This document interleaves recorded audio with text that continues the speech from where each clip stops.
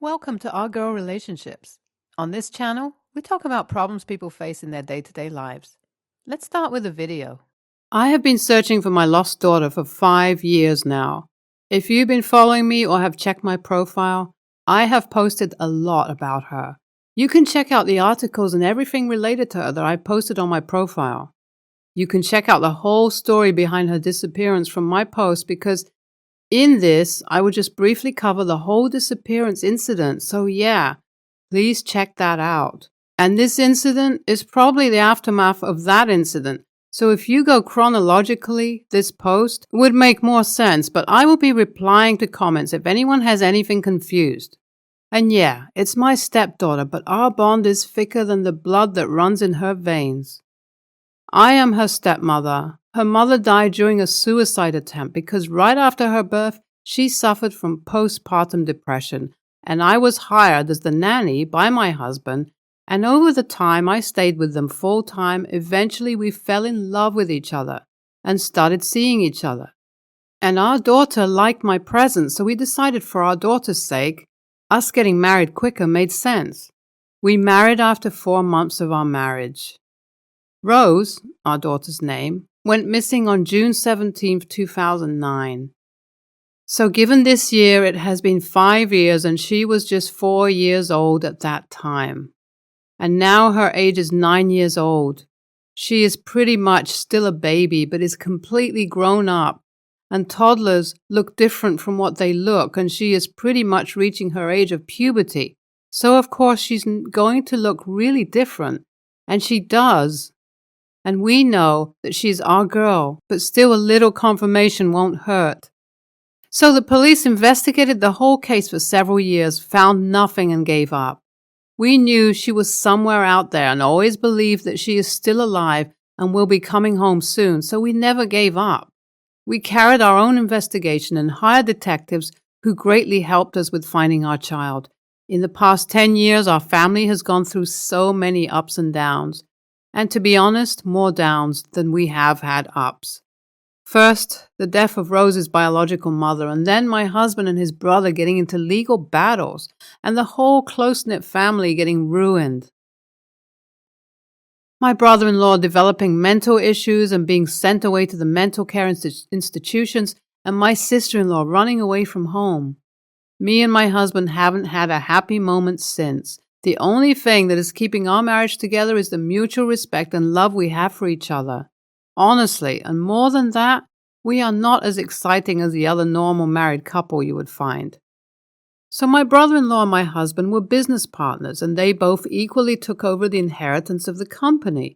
But with my husband as the better candidate, he had 4% upper hand in the share of business, and my brother-in-law didn't like that. He was the older man of the family and we all lived together, but things started getting worse each day because of a company rivalry between the brothers. My husband tends to have his life together better than my brother-in-law did, so yeah, as you can see the difference in power dynamics, it gave them nothing but started creating frictions after frictions between both of them. Suddenly one day, my sister-in-law caught my brother-in-law cheating. They were high school sweethearts, and she was just heartbroken beyond words after she caught his infidelity. She locked herself inside for several days and never stepped out. She got in contact with the divorce lawyer and asked for nothing in settlement, just wanted a divorce from my brother-in-law. She never confirmed it, but we all have seen bruises on her body and face hidden under all that makeup. He was a monster to her in every way.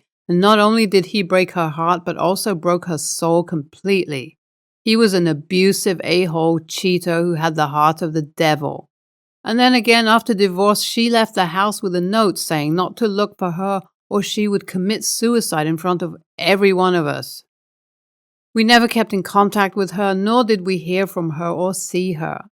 Another family member was lost that way. This was 3 months after my daughter went missing.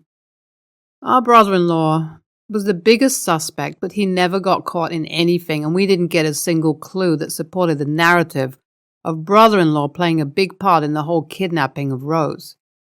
After my sister-in-law left us and everything started happening, We saw a loss in our business due to the instability of my brother-in-law. It was a collective decision from the BOD to kick him out of the firm. My husband opposed it, but the behavior of his brother was getting worse and worse day by day, and none of us could defend him, nor could we save him. He was depressed about himself from what we know from the therapist and people who took care of him. He was miserable about him cheating on his wife. Earlier that year, they went through an abortion, so that really weakened the love between both of them. Loss of child, wife, and fortune really broke him to pieces and drove him completely crazy. And he got into bad habits and later developed A-grade schizophrenia. It is a disorder where the person starts hallucinating and seeing things that ain't there. He would talk about seeing our runaway sister-in-law and a walking fetus, and sometimes he would mention Rose too. Before the whole family went into ruins, he and Rose were really close, and they would actually spend more time than my husband and Rose did together. Even though we had suspected him kidnapping Rose, we couldn't believe it either. He loved her way too much for doing bad stuff to her, and she was just 4 years old back then. But last time she was seen with him at least 15 minutes before she disappeared. For a little backstory on her disappearance, we were having a birthday party for her in the front garden, which is literally next to the main road. She was there one moment playing with balloons. Next, she just disappeared into thin air. We suspected that she was taken in a black car, which didn't belong to us because that was the only vehicle around, and after everyone started searching for Rose, the car had disappeared from that place. This is what exactly went down on 17th of June around 1:15 in the afternoon, and after that, in a span of 8 months, half of our family is gone. Now it's just me and my husband left. We tried so hard to find her, and later, then our brother-in-law's condition worsened. He was sent away to the mental institution, and he is still there. He just refuses to bring himself out. He has gotten used to that place so much that it feels like home to him. So enough of the backstory, let's come back to today's update. My sister-in-law showed up out of nowhere, and she had a child with her. She has the same hair as Rose. The voice has gotten shriller, and she looks more and more like her biological mother. She is tall and has a very thin body frame. But you can see she's not scared, but completely stoic. She has lost her bubbly personality, and she is nothing like the 4-year-old Rose. It feels like we skipped the last 5 decades of her life, and she showed up again, but as a completely new and different person. We are all overwhelmed and surprised, and it all feels like one of those dreams where we thought that she would show up in her blue dress that she wore on that day, and everything in our family would go back to normal. We brought them in and immediately called the police commissioner and informed him about the whole reappearance of Rose and our sister-in-law. Both of them are quiet. Rose seems surprised to see all of us again, and I can feel through her hugs and kisses that she really missed us. I don't know anything of this that is happening and can't even confirm whether it's a dream or reality of this happening, and as it is really late night, the police who took the case would be coming over tomorrow to question my sister-in-law. And we have been keeping an eye on her to make sure that she doesn't disappear again. And for Rose, we'll be taking her to therapy first and focus on her healing. We are really overjoyed about everything that's been happening and just don't want to get our happiness up to the sky before this whole case gets closed. So I will update once after tomorrow and close this account once and for all. So today, the whole legal team was at our house, and before saying about the details of today, yesterday night, when I went to give food to my sister-in-law, she assured me nothing wrong happened to Rose, and she was always kept with her own care and security, and she asked for my forgiveness when I tried to ask more questions, and she just refused and said that she would answer about everything in front of the police and surrender herself to them. So the legal team came to our house office where they recorded my sister-in-law's statement regarding the case.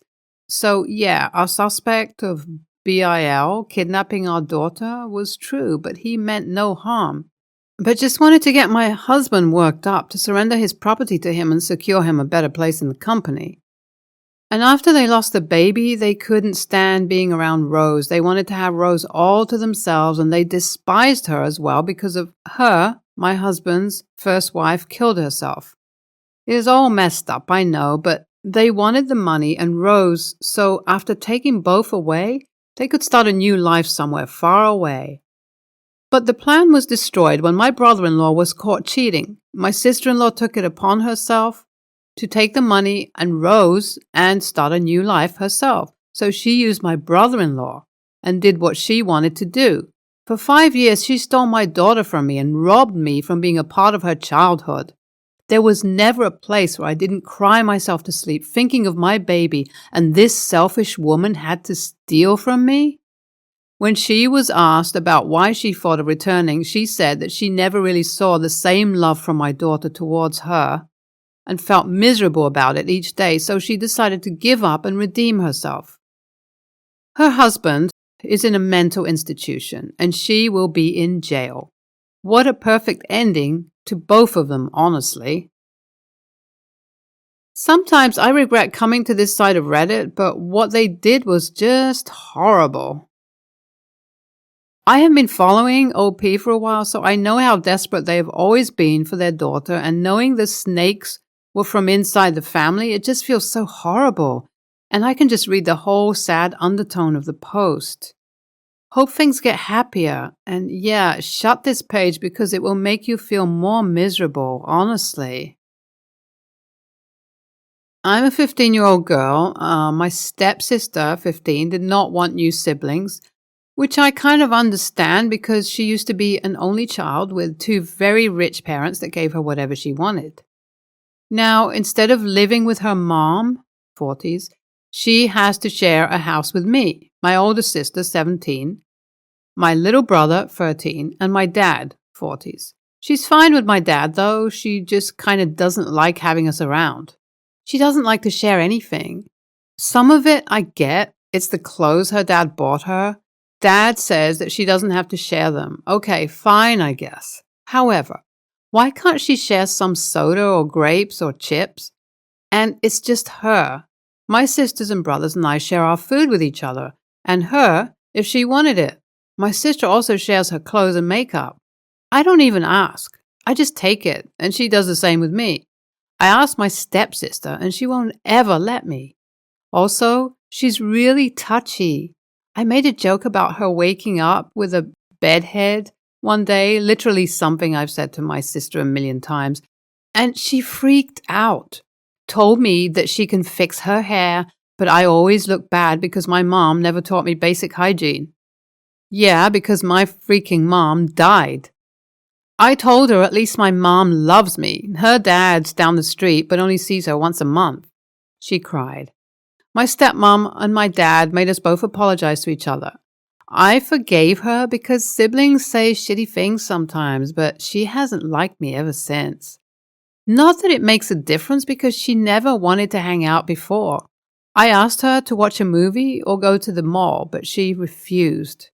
So, all of that backstory, my stepsister had been attending a different school last year when my parents moved in together. However, since we both transferred to high school, we had to attend the same school. Well, my schools are pretty big, so this wasn't an issue for most of it. However, recently, my stepsister wanted to join the same club as me. I was irritated, but whatever, I don't own the club. However, at her first meeting, she saw that a lot of people were talking to me, so she came over smiling. She said hi and started introducing herself as my sister.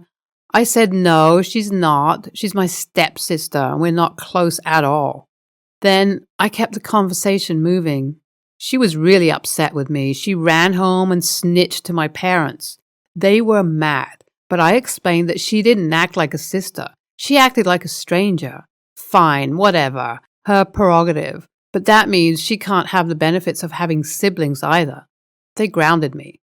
My friends think I'm fine, but my dad looked really disappointed, so I don't know. AITA?